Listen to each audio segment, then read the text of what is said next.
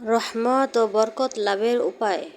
আমার উপর দুরূদ পাঠকারী যতক্ষণ পর্যন্ত সে দুরূদ পড়তে থাকে, ফেরেশতারা তার জন্য দোয়া করতে থাকে। সুতরাং বান্দার ইচ্ছা, সে দুরূদ বেশি পড়বে নাকি কম পড়বে। যে ব্যক্তি দুরূদ শরীফ বেশি বেশি করে পাঠ করবে, তার জন্য আমার সুপারিশ অবধারিত হয়ে যাবে।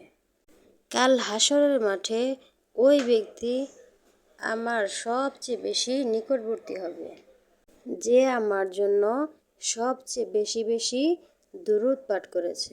এ পর্যন্ত তুমি তোমার নবী সাল্লাল্লাহু আলাইহি ওয়াসাল্লামের উপর দুরূদ বেশি বেশি না পড়বে, ততক্ষণ পর্যন্ত তোমার দোয়া আসমানে যাবে না। আসমান এবং জমিনের মধ্যবর্তী স্থানে তোমার দোয়া ঝুলে থাকবে। বিপদে আল্লাহ তাআলার রহমত পাওয়ার 4টি উপায়। একের পর এক বিপদ মুসিবত দ্বারা আমরা পরীক্ষার সম্মুখীন হচ্ছি। চারিদিকে সব মানুষ হতাশা ও পেরেশানিতে নিমজ্জিত। সবার মনে প্রশ্ন, কবে এই বিপদ মুসিবত থেকে আমরা মুক্তি লাভ করব? আমরা যারা মুমিন মুসলমান, আমরা বিশ্বাস করি আল্লাহ তাআলার একান্ত দয়া এবং রহমত ছাড়া মুক্তির কোনো উপায় নেই।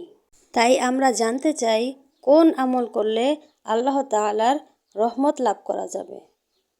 আল্লাহ বলেন, আমি তোমাদেরকে পরীক্ষা করব কিছুটা ভয় ও ক্ষুধা, জান ও মালের ক্ষতি, ফল ও ফসল বিনষ্ট করার মাধ্যমে।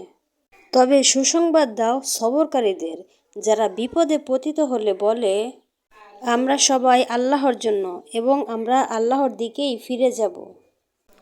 তারা হলো সেসব লোক যাদের প্রতি আল্লাহ তাআলার অফুরন্ত দয়া ও অনুগ্রহ রয়েছে।